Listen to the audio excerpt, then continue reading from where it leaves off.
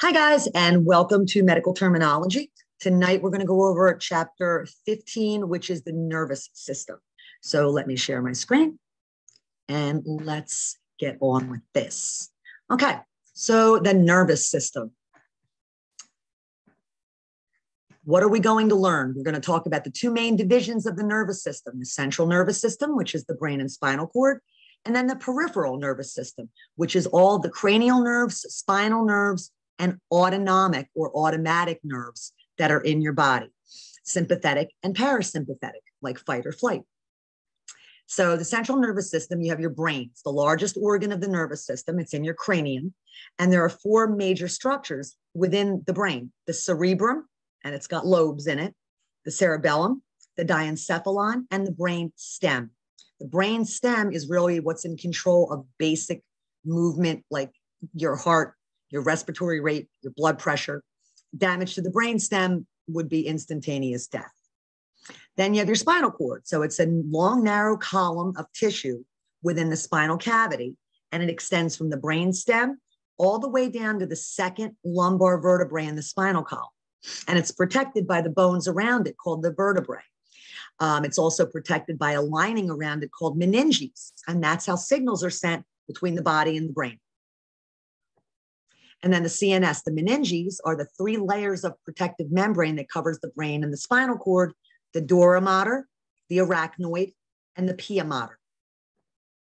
You have 12 cranial nerves that come from the brain stem, and they're named according to the location or function.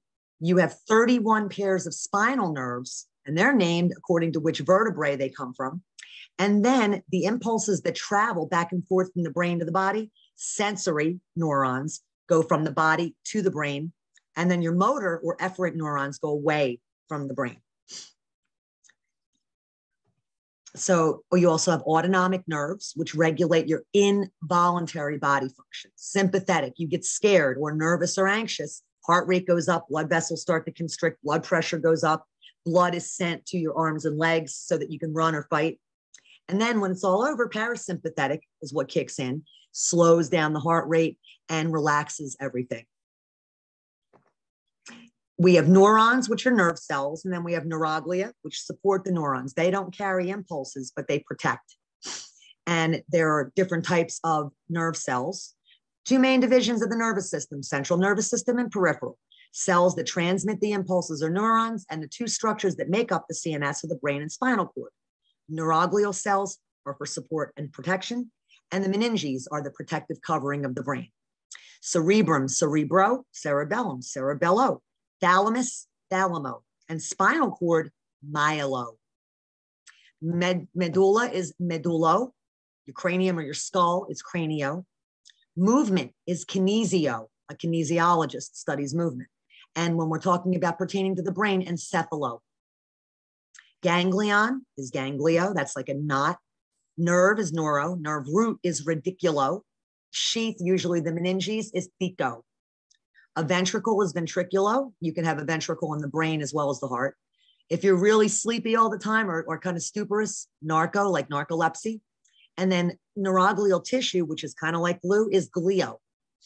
If you have a tumor there, it's a glioma. If you have poor muscle tone, you have dystonia. And if you have a herniation or swelling of the meninges, it's a meningocele. Seizure of stupor, numbness, or sleep, which is what they call it, but they just fall asleep at nothing, is narcolepsy. Softening of the cranium is craniomalacia, and a tumor in the ganglion is ganglioma. If you can't speak, you have aphasia, the study of muscles and body movement, kinesiology, and the destruction of or loosening of a nerve is neurolysis.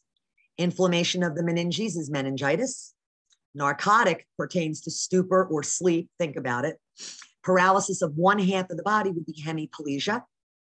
So there are lots of diseases. I'm not going to go through all of them, but there are some that are congenital. In other words, they happen while the fetus is developing.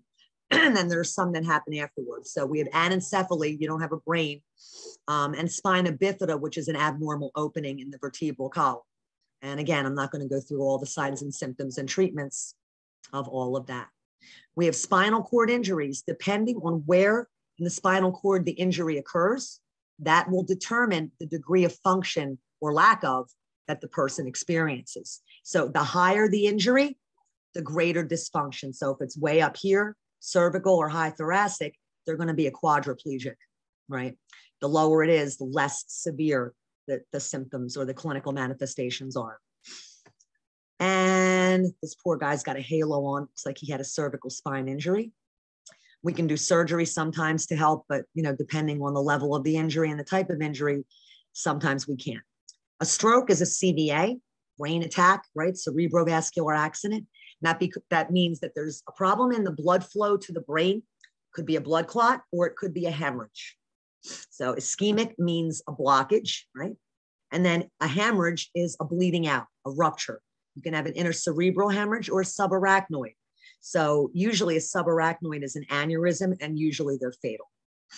And here are the signs and symptoms of stroke. Alzheimer's disease.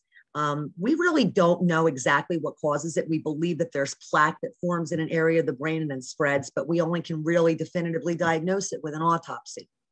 And it's a progressive type of dementia that leads to the end result of the patient not being able to even remember how to talk or eat or walk. So that's sad. Then we have seizures, so many different types of seizures. You can have a generalized tonic-clonic grand mal seizure, which affects your whole body. You can have partial or absent seizures. Sometimes it's because there's something that happened to the brain, like a trauma or an injury. Could be an infection, could be a stroke. And kids with high fevers can develop seizures. The aura is a disturbance that happens before the seizure, where people will sometimes say, oh, I can see it coming. And treatment is usually anti-epileptic medications. Let's get to the word. So aura, awareness of an approaching seizure or even a migraine headache. A convulsion is a violent, sudden contraction of muscle. Lethargy, lack of response to normal stimuli. You're just bleh. Palsy is paralysis. A paresthesia is numbness or tingling. And syncope means fainting. I'm not going to get into the different types of surgery because that's way too much. Then we have tests like electroencephalography, which is an EEG. We look at brain wave activity. Electromyography, which is looking at voluntary muscles and how they are affected. Nerve conduction velocity tests, etc. We have PET scans. They're usually used to detect cancer. We have magnetic resonance imaging, which is MRI, uses a big, huge magnet to produce really definitive diagnostic pictures. So they're really highly detailed. It's the best tool we have. Lumbar puncture, where we put a needle into the lumbar area of the spine, in the spinal column, pull out cerebrospinal fluid. We usually do this if we suspect like meningitis. So recording electrical waves of the brain is electroencephalography. Destruction of a nerve, surgical or otherwise, is neurolysis. Excision of a nerve root is radiculectomy. Removal of a ganglion is gangliectomy. And an incision into the cerebrum is cerebrotomy.